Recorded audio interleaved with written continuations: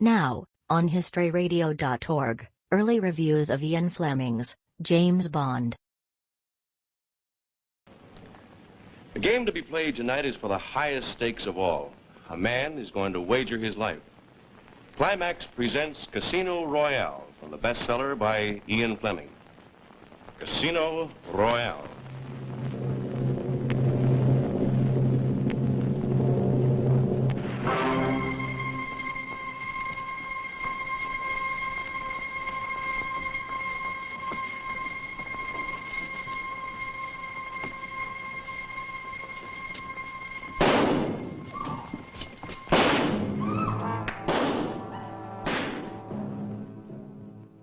This first novel by the brother of author Peter Fleming is a fast-moving and highly entertaining thriller, but it has a major defect.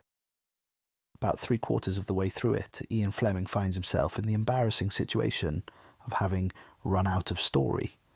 As a result, Casino Royale limps to an anticlimactic end.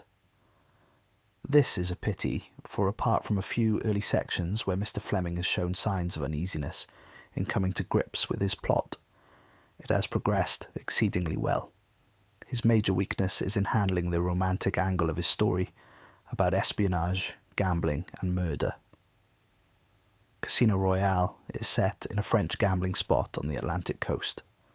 Mr. Fleming knows his baccarat intimately, and also some of the more unsavoury aspects of sadism.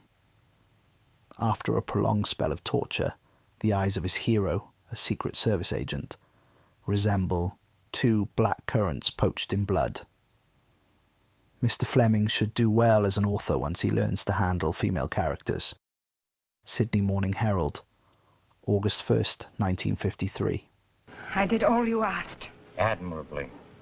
Perhaps even a little more.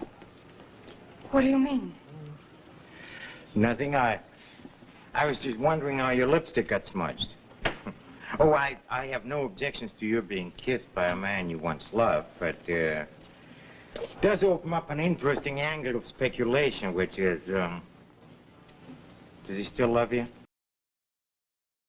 You said you heard. Yes, but I couldn't see, and you could. What does it matter? Oh, it could matter very much. Bond and I on opposite sides of the fence. Since Ian Fleming writes about cloak and dagger stuff, he has to be compared with Oppenheim and Le Queux.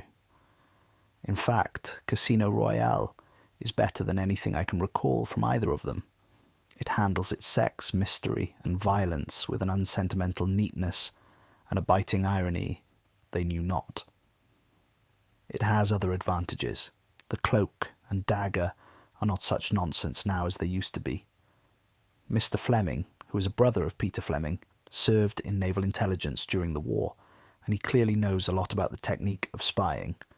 This is no longer make-believe. We are all hard at it, and Mr. Fleming can add a touch of realism by talking about the Russians instead of the Ruritanians or the Belgravians as the counter-spies. We no longer worry about hurting foreigners' feelings. This thriller is in the tradition of Eric Ambler. The Melbourne Argus, August 29th, 1953. Look, Mr. Bond, if you continue like this, I have to start on poor Valerie. You leave me no choice. I cannot let you destroy me. I've already destroyed you. You think so, huh? I'm no hero. I don't like pain. But I can tell you one thing right now. You won't get anything out of me. Pain and killing's part of my job. And of mine, too, Mr. Bond. And I'll bet you love it. How did you find that out, huh? Oh, you're an obstinate man, Mr. Bond. But I think you've had enough, huh? Where's that money? When you're on a good thing, stick to it is an old motto that applies to novelists equally as well as anybody else. It applies especially to writers of thrillers, where an accepted fictional formula pays handsomely. In his first novel, Casino Royale, published last year, Ian Fleming devised a most successful plot, compounded of Secret Service, sadism and sex. Now in his new novel, Live and Let Die, he has repeated the formula, although not quite so successfully. He has the same Secret Service hero James Bond, but a different villain.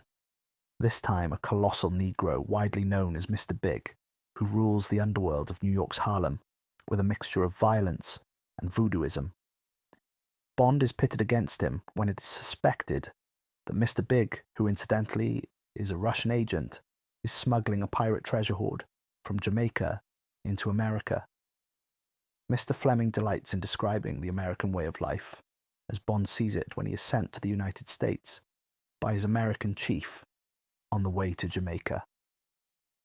And he revels in the violence that Bond meets with equal violence, much to Mr. Big's discomfiture. The sadism comes into the story in Mr. Big's way of dealing with his victims, and sex is flaunted when Bond runs off with Mr. Big's beautiful white girl captive. It's all intensely exciting, but credibility is strained too far in the climactic scenes when Bond, by an amazing feat, penetrates to Mr. Big's secret island stronghold and wreaks a vengeance of destruction. It's all highly coloured, improbable, and completely engrossing.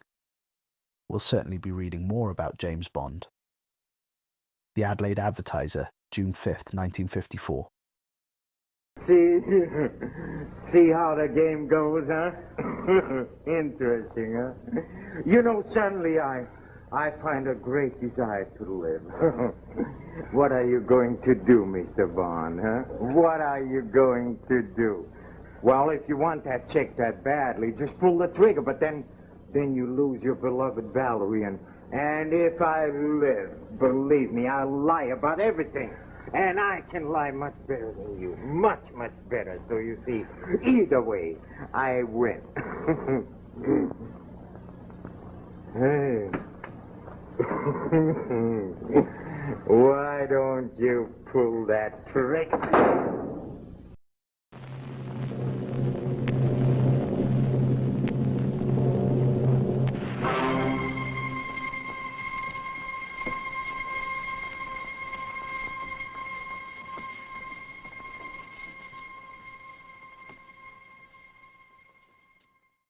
You have just heard early reviews of Ian Fleming's James Bond. This is historyradio.org, a free radio stream promoting knowledge of literature and history.